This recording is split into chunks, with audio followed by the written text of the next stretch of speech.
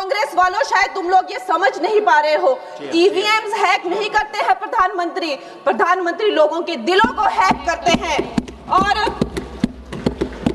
और ये लोग दुहाई देते हैं कि वो जो पुराने जमाने के दकियानूसी, वो जो चिट कागज पे लिखकर जो मतदान होता था वो सबसे अच्छा था।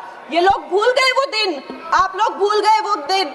इंदिरा गांधी वर्सेस राज नारायण का केस, उसको जो है इतिहास में the case that shook the nation के नाम से जाना जाता है। उस पर मैंने एक फिल्म भी बनाई हुई है। वोट चोरी और वोटों की धांधली के लिए एक प्रधानमंत्री पे एक साधारण से नेता ने केस किया था और उस धांधली में वो पकड़ी गई थी।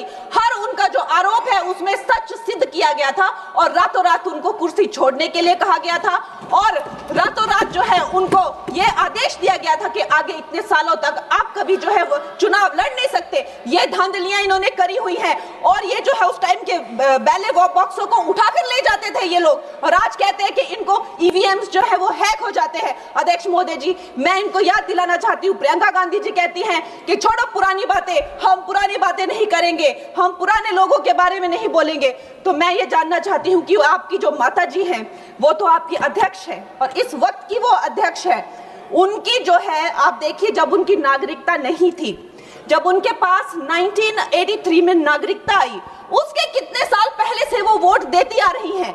तो ये जो इनका जो परिवार है, एंटाइटलमेंट से जो ग्रस्त ये इनका परिवार है, ये प्रियंका गांधी जी को भी याद रखना चाहिए। चाहे आपका भूतकाल हो, चाहे आपका वर्तमान हो, आप सब लोग, चाहे ईवीएम हो या चाहे कागज पे लिखा हो, जब आप लोगों के चरित्र में जो है किसी तरह की मर्यादा नहीं है, आप लोगों ने कभी भी इस देश का, यहाँ की कानून व्यवस्था का, संविधान का कभी आप लोगों ने सम्मान नहीं किया हुआ है।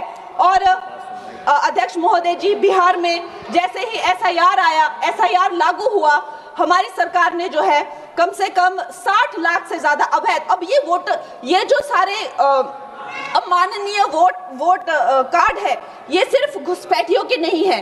कुछ ऐसे लोग हैं जो माइग्रेट हो गए हैं, कुछ ऐसे भी लोग हैं जो इस दुनिया में है ही नहीं। 60 लाख से ज्यादा। और अगर वो लोग जेन्युइन थे तो उन्होंने, किसी ने तो रिक्वेस्ट करनी चाहिए थी कि भाई मेरा वोटर आईडी कैंसिल हुआ है।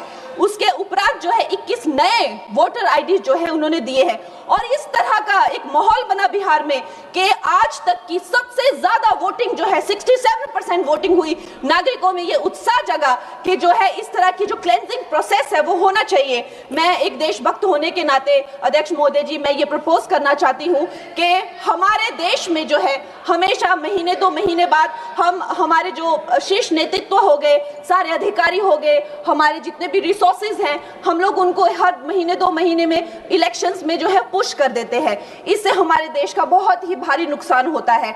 और मैं ये चाहूंगी कि 1 नेशन 1 इलेक्शन, जो नरेंद्र मोदी प्रधानमंत्री जी जो कहते हैं कि एक वोटिंग जो है डेमोक्रेसी के उत्सव के रूप में, जैसे कि दिवाली होती है, होली होती है, उस रूप में मनाया जाए। क्योंकि ये सिर्फ सरकार का ही नुकसान नहीं है, 10,000 करोड़ से ज्यादा का जो नुकसान होता है सिर्फ वही नहीं है, लेकिन मुझे लगता है कि धीरे धीरे हमारे जो नागरिक भी है उनमें जो वोटिंग फटीक है, बार बार उन्हें जागरूक करना, बार बार कई जगहों से जहां वो काम करते हैं वहां से उनको ट्रैवल करके अपने नेटिव प्लेसेस पे आना और बार बार मार्केटिंग करके, it is exhausting for the whole ecosystem.